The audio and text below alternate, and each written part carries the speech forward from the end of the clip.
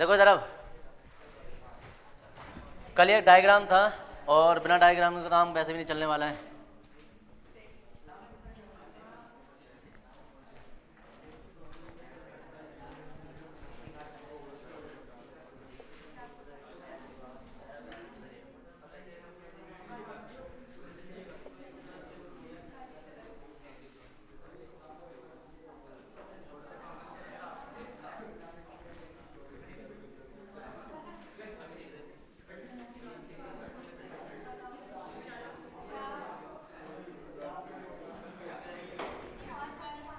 इसमें लेंगे माना, लिखो भाई जरा इसमें, माना दो स्लिट S1 व S2 लिखो, माना दो स्लिट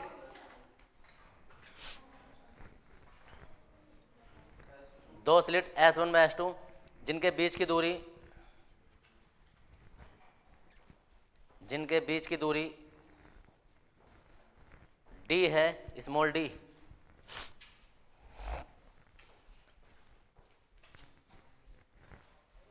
जिनके बीच की दूरी स्मॉल d है, और स्लिटों से पर्दे के बीच की दूरी,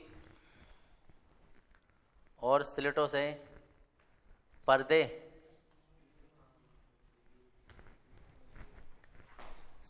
पर्दे के बीच की दूरी कैपिटल D है,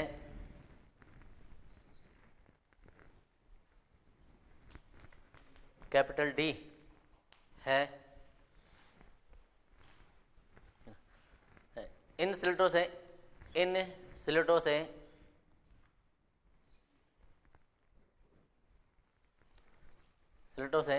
निकलने वाली कला संबद्ध तरंगें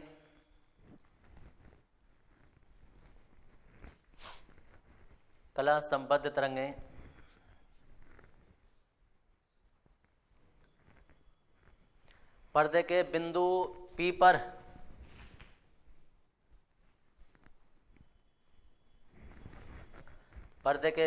पर मिलती हैं,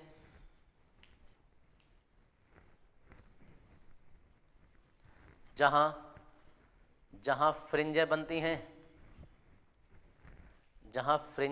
हैं,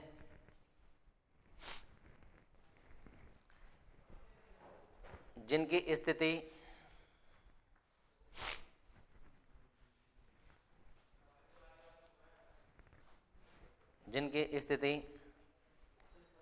पर्दे के बिंदु Q से,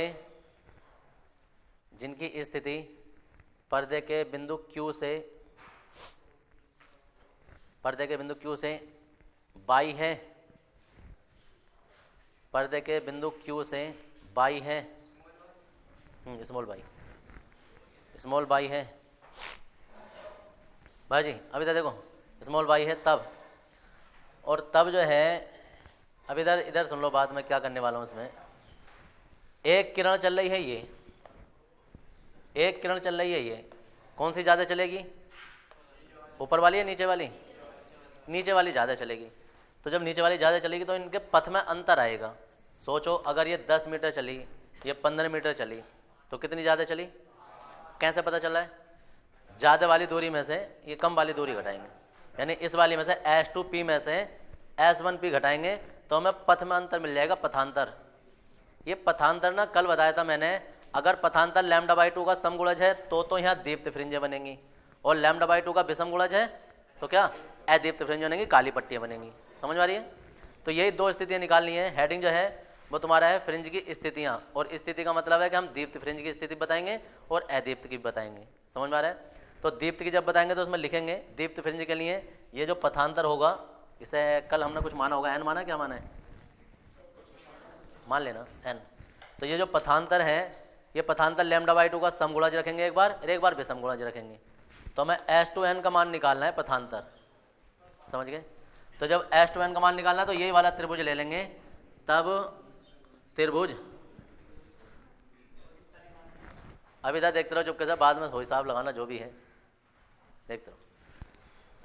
त्रिभुज S1S2n में, और S1S2n में कोण के ठीक सामने वाला लंब होता है, तो साइन थीटा ले रहे हैं हम, लंब ये हो जाएगा और 90 के सामने वाला कर्ण होता है तो ये कर्ण हो जाएगा। तो हम लेंगे यहाँ साइन थीटा बराबर लंब बटे कर्ण S1 S2। और एक लेंगे त्रिभुज OPQ में, OPQ में ये पूरा एक त्रिभुज मिला है हमें, तो इसमें लंब ये हो जाएगा।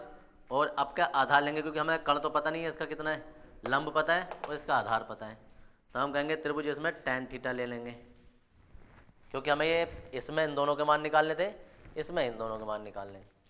तो tan थीटा लेंगे। tan थीटा बराबर होता है लंब हो जाएगा PQ और आधार हो जाएगा यहाँ से यहाँ तक OQ। अब ये आगे समीकरण नंबर 1, ये आगे समीकरण नंबर 2। नियम ये कहता है कि हम कहेंगे चूंकि कोण बहुत छोटे हैं,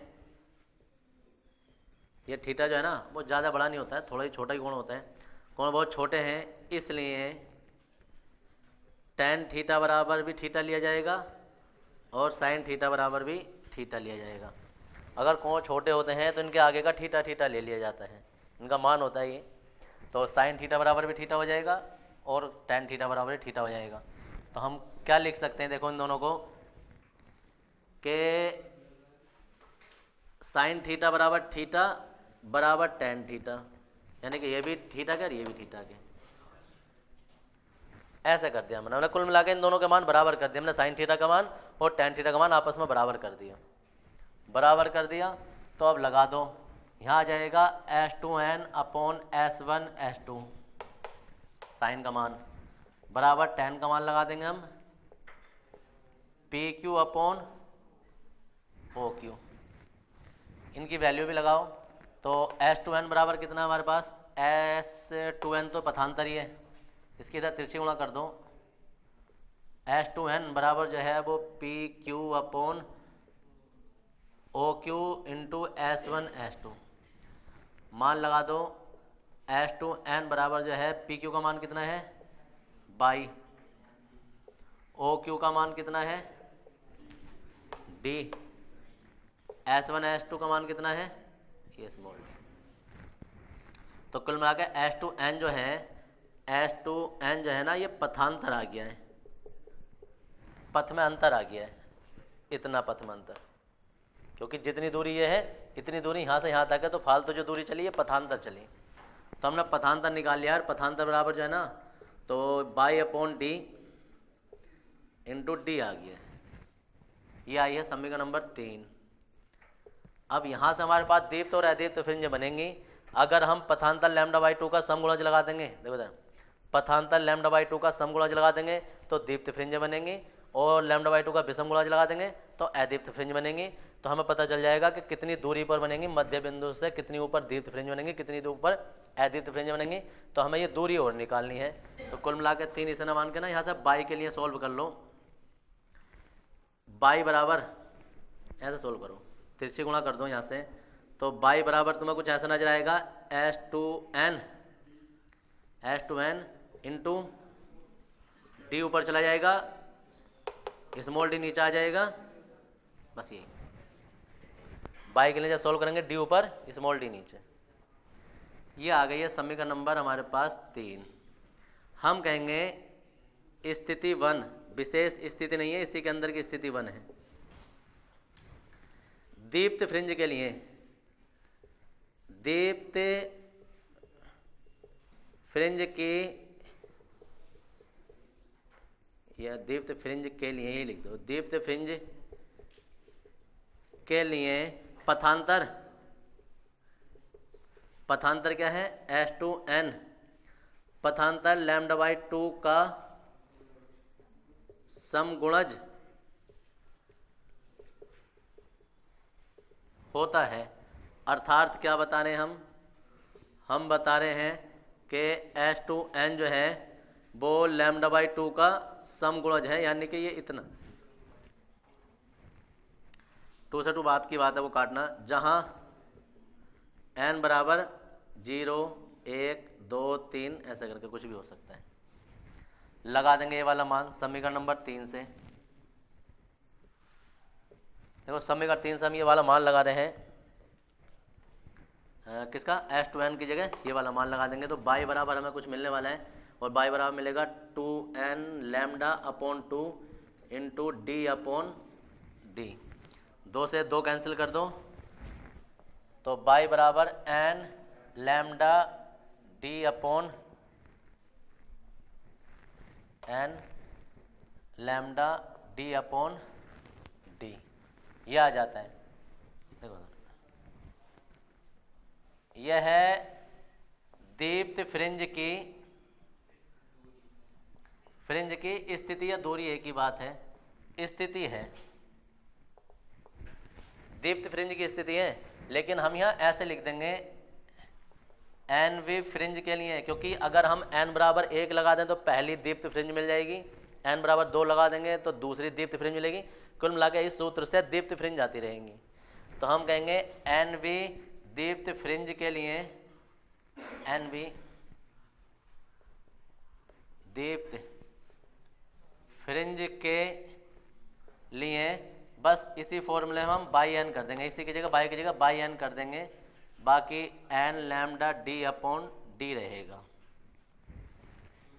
एन भी डी बस इसी का, क्योंकि एन है तो इसकी जगह बाई एन कर देंगे। अब हम इसके पहचान बन जाएगी हमारी, बाकी यही फॉर्मूला, कुछ नया नहीं किया है। बाई बराबर 1 लगाएंगे तो यानी कि वाई 1 का मतलब पहली फ्रिंज मिल रही है और इसकी जगह एन 1 आ जाएगा। क्वेश्चन जो आएगा ना न्यूमेरिकल वो ऐसा आता है कि तीसरी दीप्त फ्रिंज का मान बताइए, पांचवी दीप्त फ्रिंज का मान बताइए, तो उस स्थिति में हम ये वाला फॉर्मूला लगा के ये लगाएंगे हम, कि चूँकि हाँ कुछ इसमें मैथ में भी हो जाता है कि एन का मान इतना वाला, तो ऐसे करके हम इसे एन में दिखा देते हैं कि अब तुम्हें पहचान बन जाएगी। फॉर्मूला वही है लेकिन पहचान के लिए हमने इसे बाई एन लिख दिया है, ताकि जब हम पांचवी दीप्त फ्रिंज निकालें तो बाई 5 हो जाएगा वहाँ, तो हमें पता चल जाएगा अच्छा पांचवी फ्रिंज की बात हो रही है ये, वरना फॉर्मूला तो ऊपर ही आ गया, ये आ गया। लेकिन ये जो आया है ना ये अभी हमने दीप्त फ्रिंज के लिए निकाला है। अब दूसरी स्थिति आ जाएगी, क्या, स्थिति नंबर 2 अदीप्त फ्रिंज के लिए। देखो अदीप्त फ्रिंज में, अदीप्त फ्रिंज के लिए पथांतर, और पथांतर है S2n, क्या होता है लैम्डा बाई 2 का विषम गुणज होता है। अर्थात क्या बताना चाह रहे हैं हम बताना चाह रहे हैं कि S2n जो है वो लैम्डा बाई 2 का 2n माइनस 1 है, जहाँ n बराबर जो है वो 1 2 3 कुछ भी लगा देंगे। n बराबर 1 लगाओ तो 2 गना 2 में से 1 जाएगा, 1 बचेगा, तो पहली अदीप्त फ्रिंज आ जाएगी। तो लगा देंगे समीकरण 3 से वापिस हम ये मान 3 में लगा दो, कहाँ है 3, ये है। तो बाई बराबर और यहाँ आ जाएगा 2n minus 1, 2n minus 1 lambda by 2 into D upon D. इसे इसके अंदर ले जाओ तो इसके अंदर जाएगा तो ये आ जाएगा 2n lambda upon 2 minus lambda by 2 into D upon D. 2 से 2 कैंसिल हो जाएगा,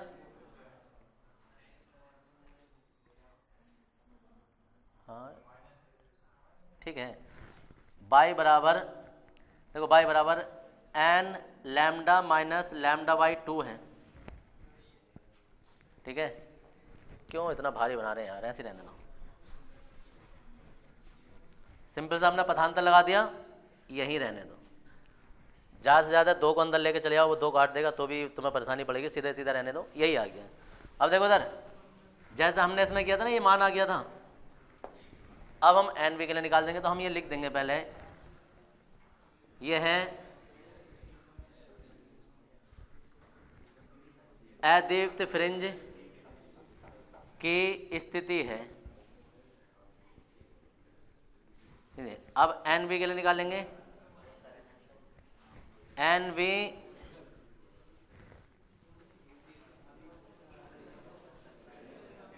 अदीप्त फ्रिंज एन बी अदीप्त फ्रिंज के लिए, और एन बी अदीप्त फ्रिंज के लिए बाई की जगह बाई एन हो जाएगा, और डी अपॉन डी। अब अगर जो तुम n बराबर 1 लगाओगे तो पहली अदीप्त फ्रिंज मिल जाएगी, n बराबर 2 लगाओगे तो दूसरी अदीप्त मिलेगी। इस फॉर्मूले में अदीप्त फ्रिंज मिलेंगी, मतलब कितनी दूरी पर जाकर हमें मध्य बिंदु से कितनी दूरी पर जाकर हमें दीप्त मिल रही है, कितनी दूरी पर जाकर अदीप्त मिल रही है, इन दो फॉर्मूलों से पता चलेगा। अगर क्वेश्चन पूछा जाता है कि दूसरी अदीप्त और तीसरी दीप्त बताइए, ढंग से जब क्वेश्चन करेंगे ना तो होश में होकर देखना होता है कि वो दीप्त पूछ रहा है या अदीप्त पूछ रहा है, तो ये फॉर्मूले ही काम आते हैं वो। ठीक है जी। अगर वो पूछ रहा है कि 5वीं अदीप्त की स्थिति बताइए तो n बराबर 5 लगाएंगे, फिर वो कहेगा, तो ध्यान से सुनो, 5वीं अदीप्त और 5वीं दीप्त फ्रिंज के बीच की दूरी बताइए, तो n बराबर 5 ये लगाएंगे, n बराबर 5 ये लगाएंगे, दोनों को घटा देंगे आपस में से, जो भी ज़्यादा होगा उनमें से ज़्यादा वाले में से कम वाला। या वो कहेंगे कि तीसरी दीप्त फ्रिंज और 5वीं अदीप्त फ्रिंज के बीच की दूरी बताइए, तो यहाँ 3 लगा देंगे n बराबर, वहाँ 5 लगा देंगे, फिर घटा देंगे आपस में। समझ रहे हैं? तो इसी फॉर्मूले से कम लाखों क्वेश्चन बन सकते हैं, कितने भी बना लो, वो तुमसे कुछ भी पूछ सकता है, ये जनरल फॉर्मूले हैं।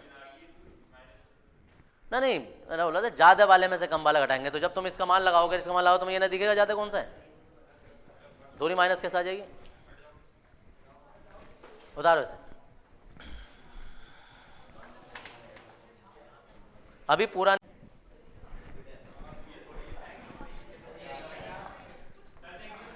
हाँ जी बोलो बोलो।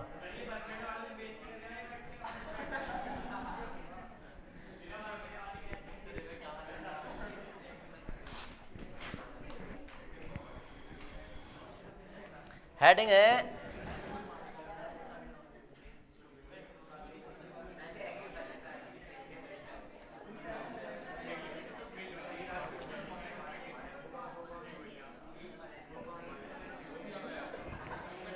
फ्रिंज की चौड़ाई का व्यंजक, फ्रिंज की चौड़ाई और फ्रिंजें जो होती हैं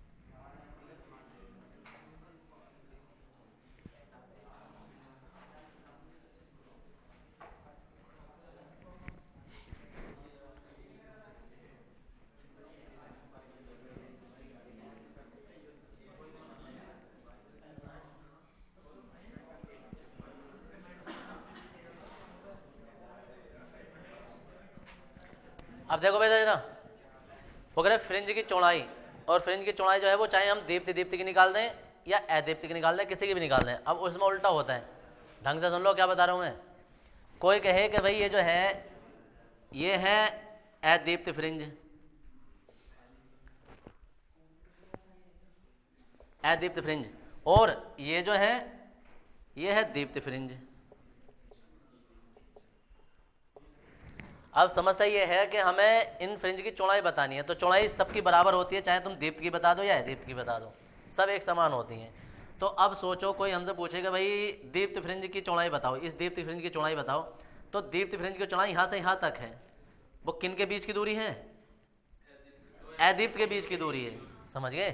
तो दो अदीप्त फ्रिंजों के बीच की दूरी, और वो भी क्रमागत होनी चाहिए, ऐसा नहीं है कि एक अदीप्त ये ले लो एक ये ले लो। परिभाषा इसके आगे जो लिखने वाले हो वो ये लिखने वाले हैं कि दो क्रमागत दीप्त या अदीप्त फ्रिंज के बीच की दूरी को फ्रिंज की चौड़ाई कहते हैं। अब हम चाहें तो इन दोनों के उससे निकाल सकते हैं या इससे दीप्त से निकाल सकते हैं, किसी से भी निकाल दो। कहने का मतलब यह है या तो तुम इन दोनों के बीच की दूरी निकाल दो तो फ्रिंज की चौड़ाई आ जाएगी, या इन दोनों के बीच की दूरी निकाल दो तो इसकी चौड़ाई आ जाएगी। समझ में आ रहा है क्या बता रहा हूँ? अगर हम पूछ रहे हैं कि भाई एक आदमी जो है वो कितनी जगह घेर रहा है, तो उस आदमी की जगह नहीं नापी जाएगी, जो उसके दोनों सिरों पर बैठे हैं उनके बीच की दूरी नाप लो तो वो उसकी चौड़ाई आ जाएगी। तो ऐसी कोई कहे कि यहाँ से यहाँ तक कितनी दूरी है, तो कितनी दूरी का मतलब क्या है, हम दीप्त की दूरी बताने चाह रहे हैं तो हमें अदीप्त की नापनी पड़ेगी कि 2 अदीप्त की नाप लो, जितनी भी दूरी होगी वो दीप्त की दूरी होगी। समझ में आ गई है? अब परिभाषा के हिसाब से हम जब कर रहे हैं तो सोचो ये पहली होगी तो ये दूसरी होगी, ये दूसरी होगी तो ये तीसरी होगी, तो किन्हीं 2 क्रमागत में से घटा दो, चाहे दीप्त दीप्त में से घटा दो या दीप्त में से। तो चाहे तो हम इससे निकाल सकते हैं मान या इससे निकाल सकते हैं, दोनों से सेम ही आंसर आएगा। मैं दोनों से निकाल के दिखा दूंगा, एग्जाम में तुम किसी एक से निकालना, वरना तरीका क्या होता है, मैं दोनों से निकाल के दिखाता हूँ ना तो एग्जाम में भी दोनों से निकाल के आते हैं कि नहीं यार पता नहीं दोनों से ही होता होगा, तो एक से निकालना है एग्जाम में किसी से भी। पहले परिभाषा लिखो,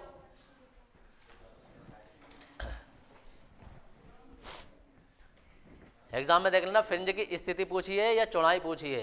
अगर चौड़ाई पूछी है ना तो यहाँ तक ही निकालना है, मतलब जो आप निकालेंगे यहाँ तक। इसमें लिखेंगे किन्हीं दो क्रमागत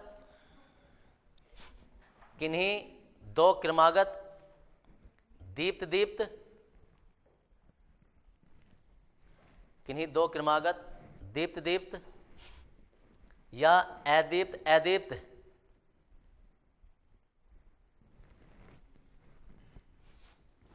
किन्हीं दो क्रमागत दीप्त दीप्त या अदीप्त अदीप्त फ्रिंज, फ्रिंजो लिखना, फ्रिंजों के बीच की दूरी,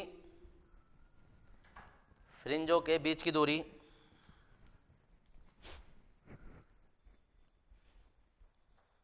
फ्रिंजों के बीच की दूरी फ्रिंज की चौड़ाई कहलाती है।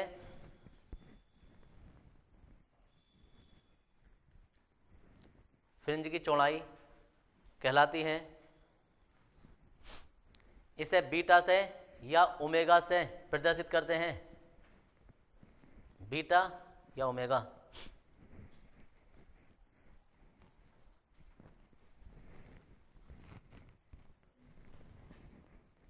इसे बीटा से या ओमेगा से प्रदर्शित करते हैं।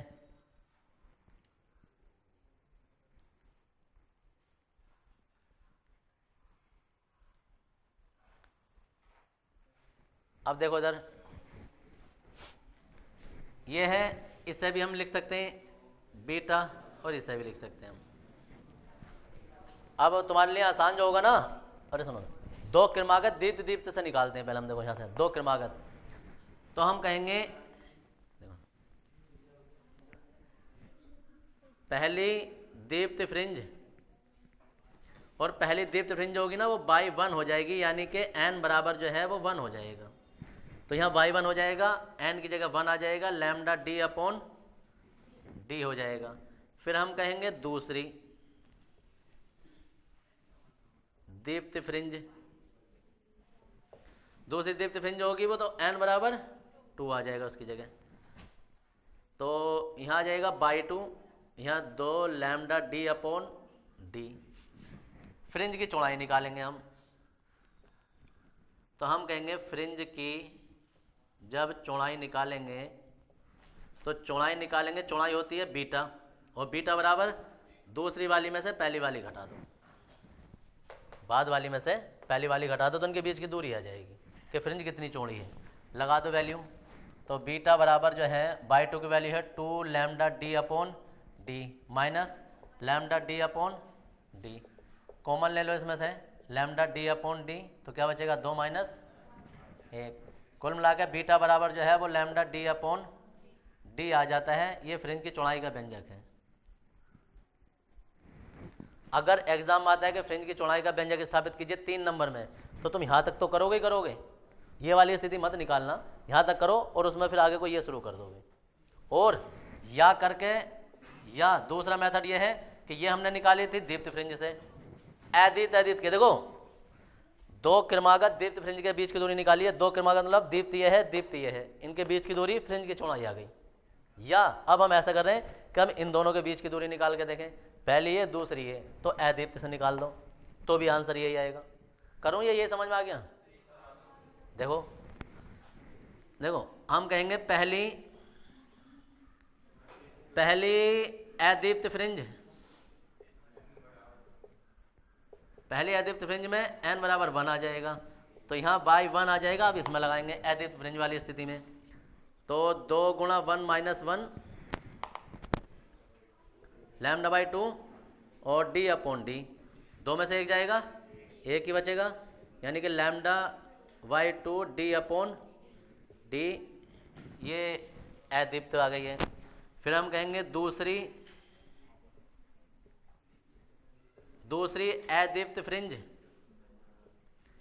n बराबर 2 आ जाएगा, तो यहाँ आ जाएगा बाई 2 बराबर, और बाई 2 बराबर 2 गुणा 2 minus 1 lambda by 2 D upon D, 2 दूनी 4, 4 में से एक जाएगा, 3 लैम्डा बाई 2 और जी डी अपॉन डी। हम कहेंगे फ्रिंज की चौड़ाई,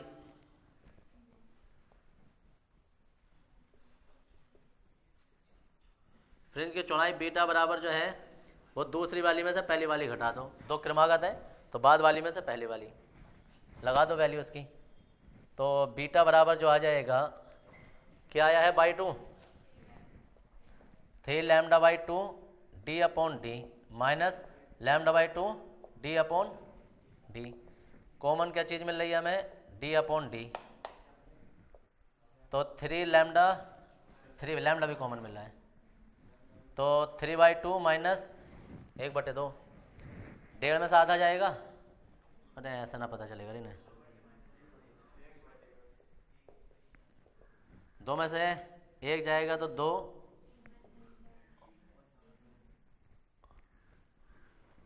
और 2 से 2 कैंसिल हो गया, बीटा बराबर चल रहा था तो बीटा बराबर लैम्डा डी अपॉन डी। तो ये क्यों नहीं करवाया मैंने, तुम्हें आंसर मिल गया होगा क्यों, हाँ बड़ा है, इसकी लेंथ ज़्यादा है, ये 2 लाइनों में आ जाता है। मेथड से आंसर दोनों सेम आते हैं, चाहे तुम दीप्त से निकाल दो या अदीप्त से निकाल दो।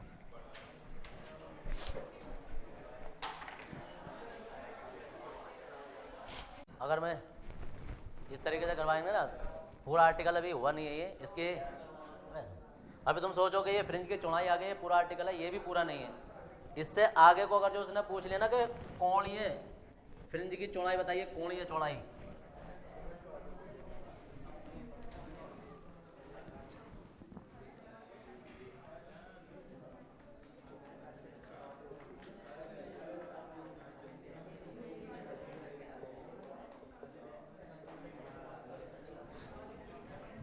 कोणीय फ्रिंज की चौड़ाई, कोणीय फ्रिंज की चौड़ाई को हम थीटा से प्रदर्शित करते हैं। अरे फ्रिंज की चौड़ाई बीटा तथा पर्दे के बीच की दूरी, स्लिट तथा पर्दे के बीच की दूरी के अनुपात को कोणीय फ्रिंज चौड़ाई कहते हैं। इसे थीटा से प्रदर्शित करते हैं और बीटा की वैल्यू लगा देंगे। बीटा की वैल्यू कितनी आई थी, लैम्डा डी अपॉन डी, और बटे में डी है, इससे कैंसिल हो जाएगा, तो थीटा बराबर लैम्डा अपॉन डी होता है कोणीय फ्रिंज की चौड़ाई। एक लाइन में परिभाषा लेंगे, फिर ये फॉर्मूला लिख देंगे। तो इसमें लिखेंगे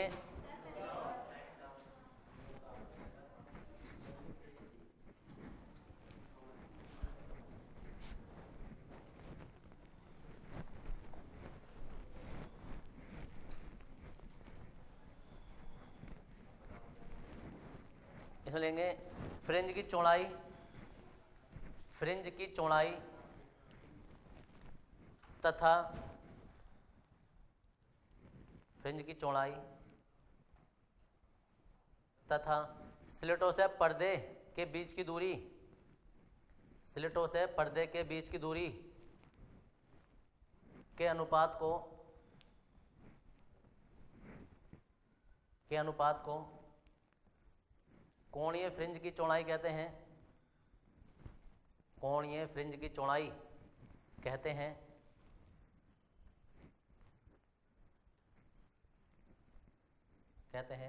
इसे थीटा से प्रदर्शित करते हैं।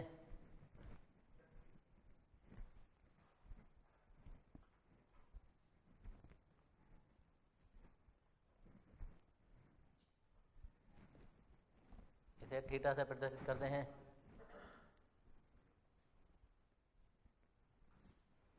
और ये सब डाल लेंगे। इसके बाद प्रकाश की एक अलग घटना है, विवर्तन।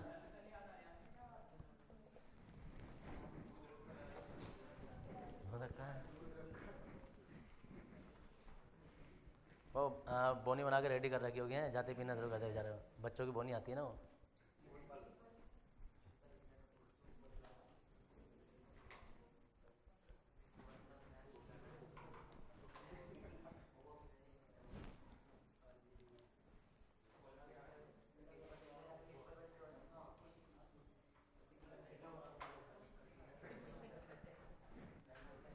देखो ये विवर्तन क्या होता है।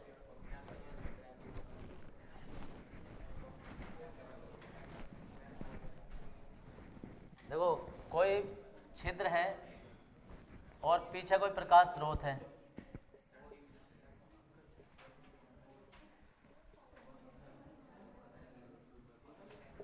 इस प्रकाश स्रोत से प्रकाश आ रहा है, ये प्रकाश आ रहा है।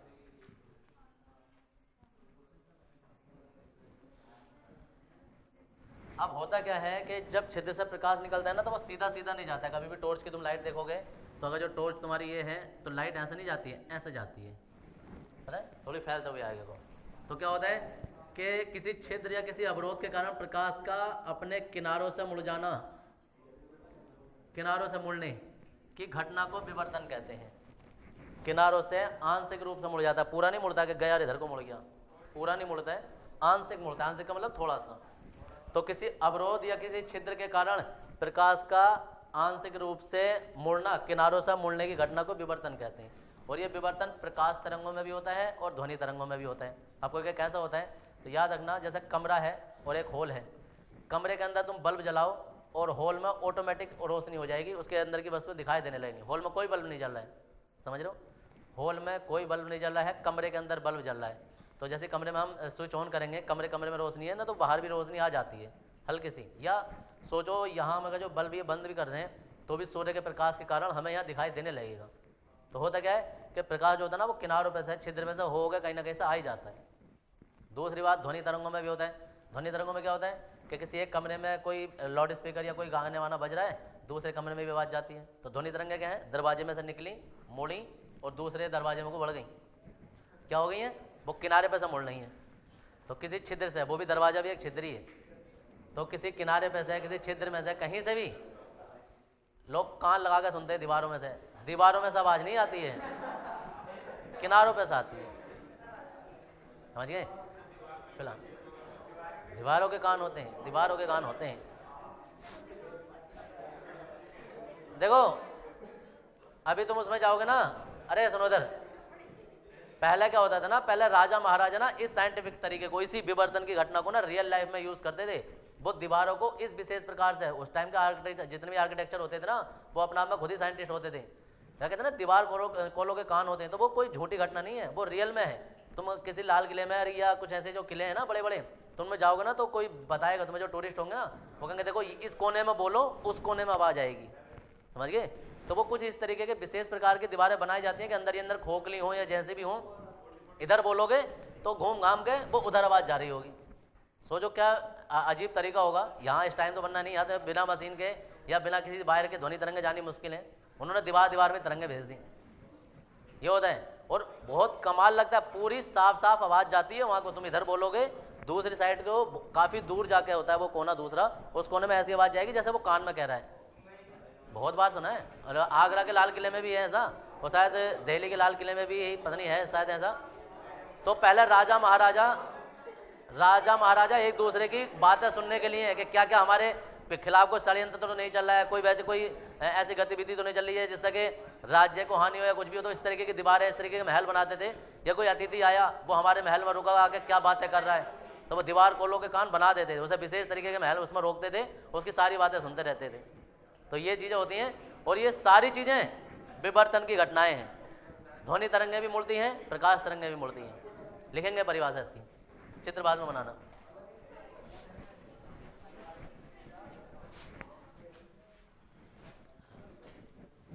प्रकाश तरंगों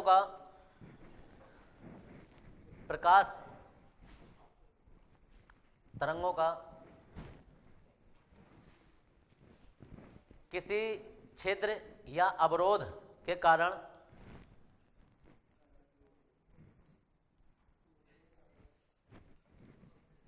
प्रकाश तरंगों का किसी छिद्र या अवरोध के कारण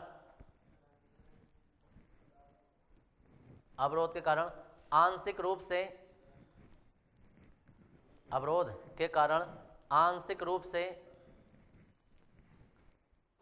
अपने किनारों से मुड़ने की घटना, आंशिक रूप से अपने किनारों से मुड़ने की घटना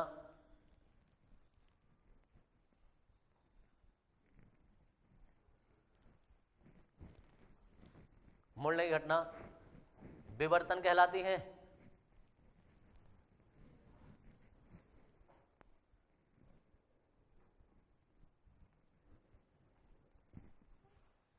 विवर्तन कहलाती है।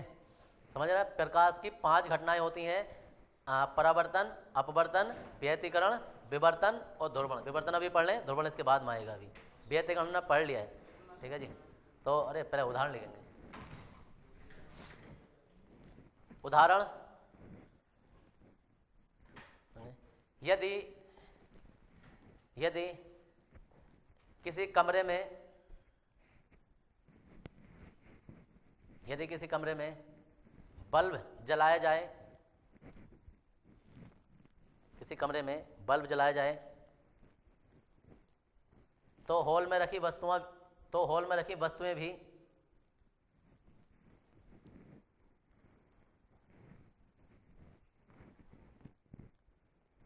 तो हॉल में रखी वस्तुएं भी दिखाई देने लगती हैं।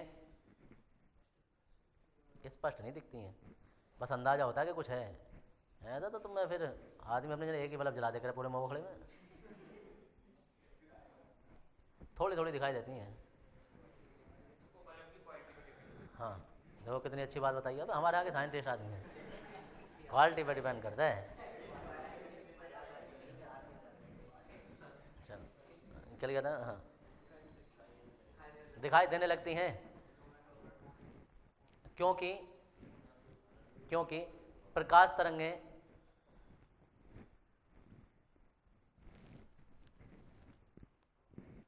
क्योंकि प्रकाश तरंगें कमरे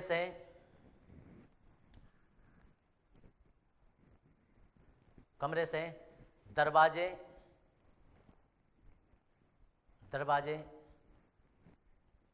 कोमा खिड़कियों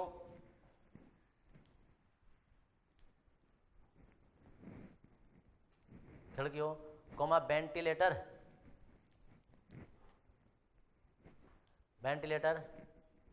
या किसी अन्य छिद्र के द्वारा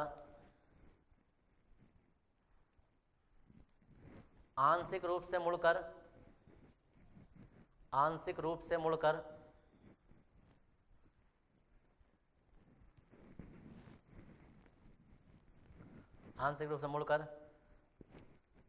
हॉल तक पहुंचती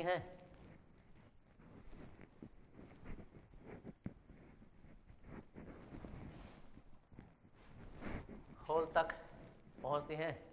भाजी अब देखो इधर अगला हेडिंग है विवर्तन की व्याख्या। चित्र बना लें, विवर्तन की व्याख्या।